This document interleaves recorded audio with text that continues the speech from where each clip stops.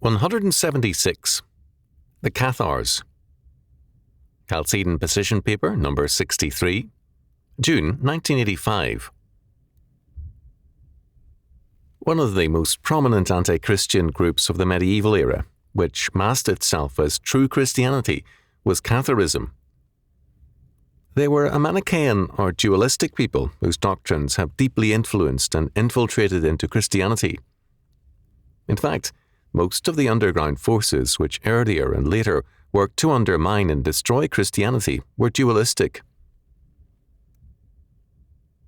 The first article of faith with the Cathari was a belief in two ultimate powers or gods. The good God for them was the source of light and spirit. Being good, he did not create matter, which was bad. The evil God, equally strong, was the creator of the material world as a means of entrapping souls in the snares of evil. This was a denial of the doctrine of the Trinity and also of Christ's incarnation. For the Cathari, the Word could not have been made flesh without having been made sinful. Christ only took on himself the shadow or appearance of a man, but he was never truly man. Again, the resurrection of the body was denied. Since flesh for them was evil, God would not glorify an evil nature by resurrecting it. Salvation for them was deliverance from the flesh, not its resurrection and glorification. The second article of faith for the Cathari was a rejection of biblical law. They held that the law of Moses was given by the prince of darkness, that is, by the malignant God, while the law of the gospel was given by the Prince of Light, that is, by the merciful God. So hostile to the Old Testament were the Cathari that they held that all the Old Testament saints, Abraham, Moses, David, and even John the Baptist, were damned because they belonged to the world of the law. Justice and the law belonged for them to the world of the evil God whom Christ came to repudiate. Salvation for them was deliverance from the flesh. In southern France, the Cathari were called the Albigenses, after their stronghold in Albi. In Eastern Europe, they were called the Bogomils, Bulgari, Bugares, and Bugres, from whence our word bugger comes. In the Near East, they were known as Paulicians. Because of their contempt for the flesh, the Cathari despised sexuality. Marriage was seen as particularly evil because it gave respectability to what they regarded an evil act. To show their contempt for the holiness of marriage, the Cathari sometimes were ready to practice homosexuality as a means of desecration. Well into the modern era, various revolutionary and anti-Christian groups continued this use of homosexuality as a way of desacralizing the body. In southern France, the Albigensians started their own school systems to undermine Christian teaching. The Cathari had many sects, but within their circles they had two classes of members, the perfecti and the credentes, or believers. The Cathari ate vegetables and fish. They refused to kill most animals, and they may have believed in metempsychosis, the return of the souls of the dead in the bodies of animals. Being against the law, they were against capital punishment, and they were pacifists of a sort. In some areas where they were not as strong, the Cathari masqueraded as good Catholics. Historians are usually favourable to heretics and anti-Christians, so much remains to be explored here. We do know that the Cathari despised God's law and biblical morality, and they did so in word and in deed. We know, too, that some had infiltrated the Catholic Church. It is an open question to what extent those covert Cathari applied their ideas towards corrupting men, women and children, while serving as monks and priests. What we call corruption, some of them saw as a moral duty. Liberals and Protestants have often seen the Cathars as good people persecuted by the medieval church. As a result, they have been unwilling to accept the facts of their doctrine. Recent studies have more than confirmed that the Cathars were what the medieval church said they were. Far from being a happy, joyful people, they were a sour, dirty, and evil group. They were pharisaical and censorious, and intensely self-righteous. They had redefined Christianity in terms of pagan dualism, and their Christ bore little resemblance to the Christ of Scripture. They were New Testament, quote, Christians, end quote, who had denied all of the Old Testament and the meaning of the New. For the Cathars, salvation was deliverance from the flesh and from the law. Moses and the law were an obstacle to salvation because the law assumed that God gave the law to govern the world he made. The Cathars denied that the good God made the world or gave a law to govern it. The Cathars had a catalogue of deadly sins. These were the possession of earthly property, associating with men of this world, war, killing animals other than reptiles, eating animal food other than fish, and sexual intercourse. Suicide was common among the Cathars. The perfecti who had received the consolamentum, their sacrament, could lose their salvation if they sinned after receiving it. To avoid this, they committed suicide or were sometimes put to death by their families. The Cathars thrived as an adversary group. They were at their best in ridiculing and undermining. In Bosnia-Herzegovina, they became Muslims and worked within Islam. They left everywhere an evil heritage. First of all, they had a joy in perversity. The pleasures of sex for them were in sinning against the Christian God, in polluting and desacralizing marriage. A delight in sexual sin became an undercurrent in Christendom. The pleasure was not in sex as such, but sex as sin, as an assault on Christian faith and morals. Denis de Rougemont's Love in the Western World studied the influence of this aspect of Manichaeanism on Western thought, and, in particular, on the Romantic movement. Mario Pratz's Romantic Agony is pertinent to the same fact, although its concerns were different. Significantly, too, many subversive movements made a virtual ritual out of immorality and, in particular, of homosexuality.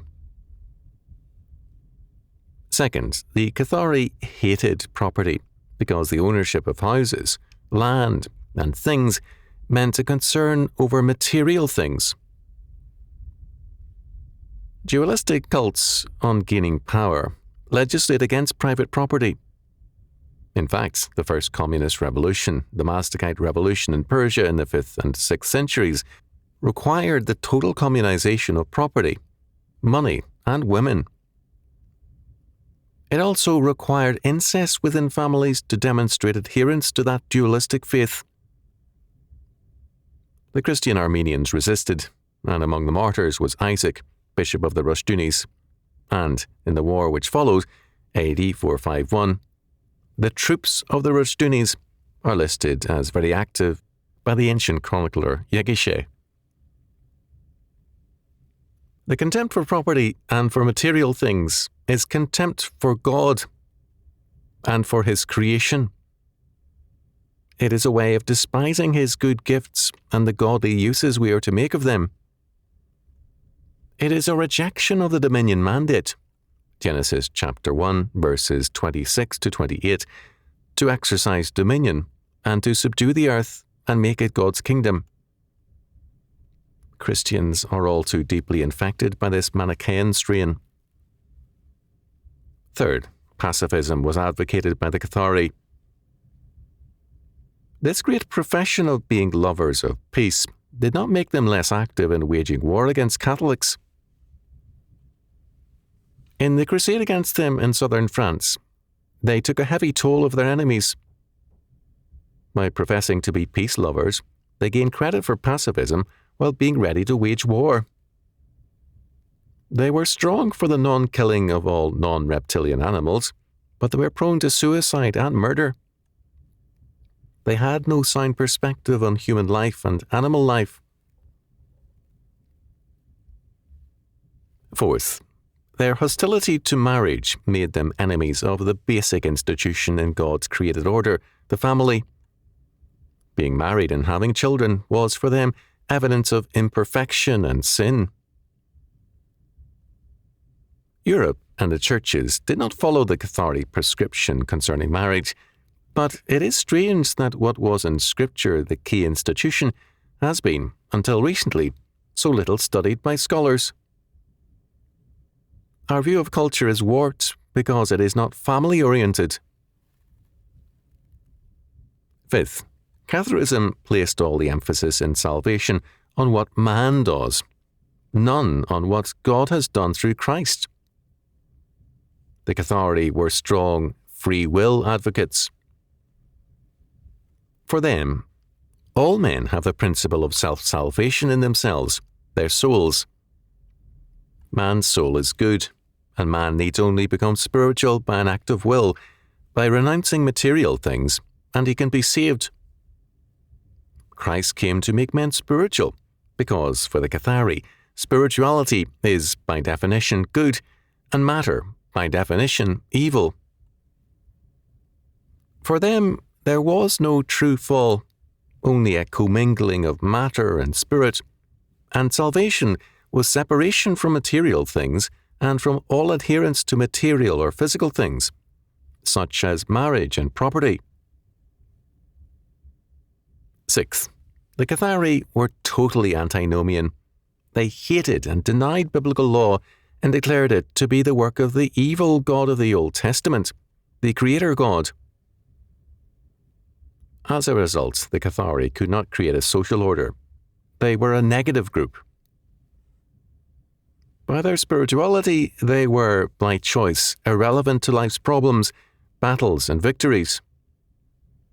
The law is God's justice or righteousness, His plan for establishing His kingdom.